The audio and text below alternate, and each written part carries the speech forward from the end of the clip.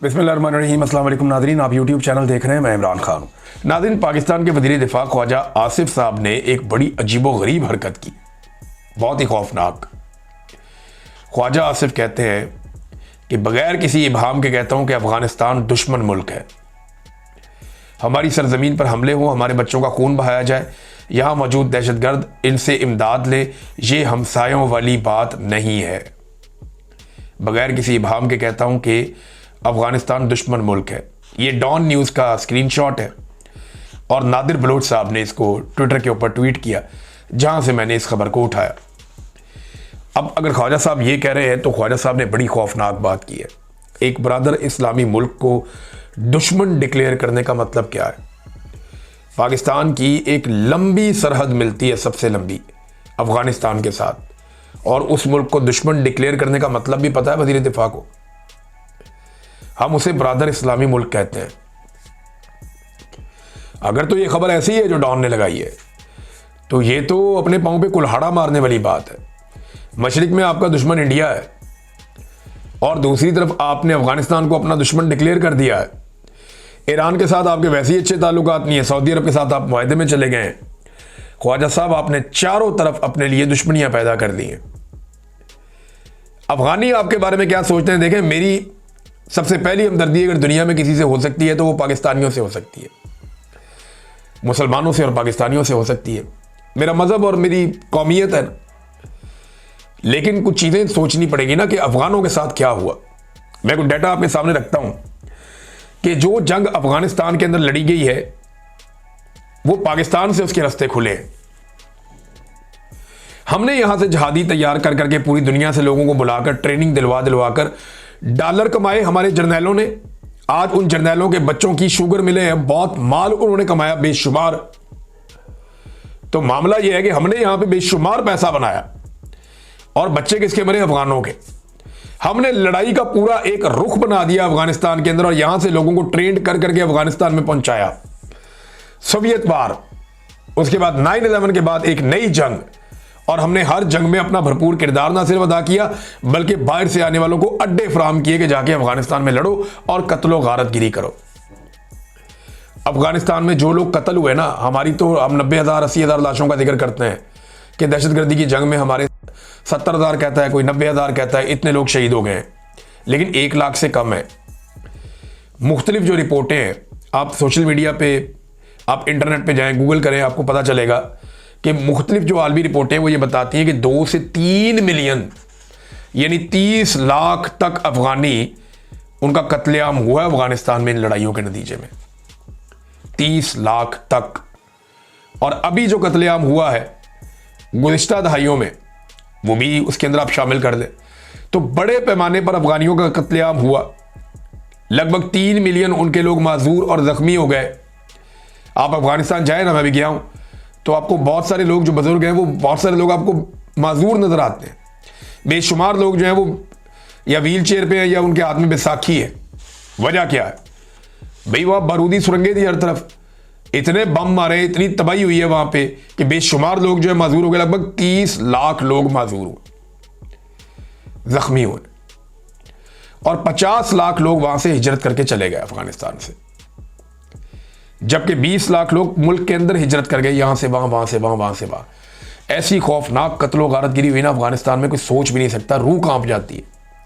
कंटेनरों के अंदर बंद करके बंदों को गोलियां मारी गई हैं। बड़ा बड़ा जुल्म हुआ। और यही ख्वाजा आसिफ है, जब अमेरिका अफगानिस्तान से शिकस्त खाकर निकल रहा था तो इसी ख्वाजा आसिफ ने ट्वीट करके कहा था कि ताकतें तुम्हारी हैं और खुदा हमारा है। उस वक्त वो सूट करता था तो उधर चल पड़े, क्योंकि उस वक्त पाकिस्तान की मिलिट्री एस्टेब्लिशमेंट के दिमाग में ये चल रहा था कि जनाब तालिबान के साथ अपनी यारी दोस्ती रखनी है, और उनके दिमाग में ये चल रहा था कि हमने तालिबान को पाकिस्तान भी वापस लेकर आना है। तो ख्वाजा आसिफ साहब ने जूता वो वाला पकड़ा हुआ था, उत्थे पॉलिश चल रही थी कि ताकतें तुम्हारी हैं और खुदा हमारा है। और अब वही ख्वाजा आसिफ कहते हैं जी अफगानिस्तान जो है वो ये इस खबर के मुताबिक कि बगैर किसी इबहाम के कहता हूं कि अफगानिस्तान दुश्मन मुल्क। कोई दोस्त रहने देना अपने पाकिस्तान का इस खित्ते में या अपने आसपास। बांग्लादेश आपको कहता है माफी मांगो, इंडिया का आपके साथ फटा है, ईरान के साथ आपके ताल्लुकात ठीक नहीं है, अब अफगानिस्तान के साथ भी आप अपना काम खराब करके बाकायदा डिक्लेयर कर रहे हैं कि दुश्मन है। ये इंतहाई अफसोसनाक और घटिया रवैया है और इसको तब्दील होना चाहिए। अवामी एक्शन कमेटी जो आज़ाद कश्मीर में है, उन्होंने एक बहुत बड़ा चैलेंज खड़ा कर दिया पाकिस्तान की एस्टेब्लिशमेंट के लिए, और वो चैलेंज है, असल में ये उन्होंने अब जो पकड़ा है ना, वो बड़ी खौफनाक जगह से पकड़ दिया। इससे पहले उन्होंने अपने मुतालबात मनवाए जो अवामी नौइयत के सतही मुतालबात थे कि हमारा जनाब आटा आप सस्ता करें, हमारी बिजली जो है वो हमें महंगी ना बेची जाए, हमारे हुकूक जो है वो हमें दिए जाएँ, दीगर बहुत सारी चीज़ों पे वो अपनी मर्ज़ी मनवा रहे थे और अपने मुतालबात पूरे करवा रहे थे। लेकिन फिर जब उन्होंने गौर किया तो उन्हें पता चला कि जो फसाद की जड़ है वो हमारी पार्लियामेंट के ऊपर एस्टेब्लिशमेंट का कब्ज़ा है। हमने अपनी पार्लियामेंट को एस्टेब्लिशमेंट के कब्ज़े से आज़ाद करवाना है। देखिए, पाकिस्तान को ये बात सही तरह समझ नहीं आ रही, आज़ाद कश्मीर को ये बात समझ आ गई। पाकिस्तान की पार्लियामान के ऊपर भी एस्टेब्लिशमेंट का कब्ज़ा है, मिलिट्री एस्टेब्लिशमेंट वहाँ कंट्रोल करती है। इसी तरह जो आज़ाद कश्मीर की हुकूमत है उसके ऊपर भी मिलिट्री एस्टेब्लिशमेंट का कब्ज़ा है, वो वहाँ पे भी कंट्रोल करती है। तो वहाँ जो अवामी एक्शन कमेटी, उन्हें ये बात समझ आ गई। उन्होंने कहा जी कि एस्टेब्लिशमेंट का कब्ज़ा इसके ऊपर से ख़त्म करें। अब कब्ज़ा ख़त्म करना है तो लाजमन कोई इकदाम करने पड़ेंगे। तो जब उन्होंने इसके ऊपर एनालिसिस किया तो उन्हें पता चला कि जो सबसे इंपॉर्टेंट चीज़ है, ये पार्लियामेंट में कब्ज़ा करते कैसे, ये अपने बंदे लाकर पार्लियामेंट में बिठाते हैं। अब ये जो बंदे पार्लियामेंट में लाके बिठाते हैं उनकी तादाद हमेशा ज़्यादा होती है अवामी मुंतखब नुमाइंदों से।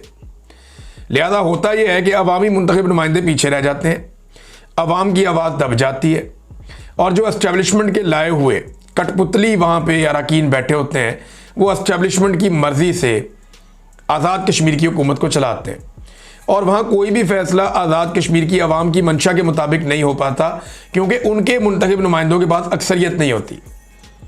तो जब गौर किया गया तो पता चला कि ये तो देखें ना, आज़ाद कश्मीर से जो जीत कर आएगा इलेक्शन, वो आज़ाद कश्मीर का ही कोई बेटा होगा ना, वहीं पे रहने वाला होगा, लोगों को अकाउंटेबल होगा, लोग उसको पकड़ेंगे, पूछेंगे कि भाई बताओ कौन हो तुम्हें तुम वोट देकर भेजा है, तो हमने क्योंकि तुम्हें वोट दिया है तो हमारे वोट की हिफाजत तुम्हारी जिम्मेदारी है, हमारे मुतालबात के मुताबिक तुमने इस आज़ाद कश्मीर को चलाना है।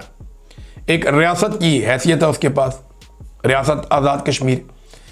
तो अब मामला पता क्या है, मामला यह है कि 12 सीटें ऐसी हैं उनकी असेंबली में जो आज़ाद कश्मीर में इलेक्शन ही नहीं लड़ते, वो बाहर से आ जाते हैं। यानी वो मकबूजा कश्मीर के नाम के ऊपर वो वोटिंग होती है, वो लाहौर से, कराची से, गुजरावाला से, सियालकोट से, वो इधर उधर से पूरे करके जो है ना वो 12 बंदे पहुंचा दिए जाते हैं आज़ाद कश्मीर की असेंबली में। ये जो 12 बंदे, ये 12 के 12 एस्टेब्लिशमेंट के होते हैं, क्योंकि ये तो इलेक्शन हो ही नहीं रहा, ये तो लगभग एक सिलेक्शन ही होती है। मैंने इसको कवर भी किया हुआ है। तो ये कुछ सीटें इधर है, लाहौर में है, कुछ सियालकोट में है, गुजरावाला, कोई इधर उधर, ये सीटें ऐसे बांटी हुई है इन्होंने। तो ये तो इलेक्शन होता ही नहीं है, ये होती है सिलेक्शन। एजेंसियां पहले तय कर देती हैं जनाब ये बंदा हमने पहुंचाना है।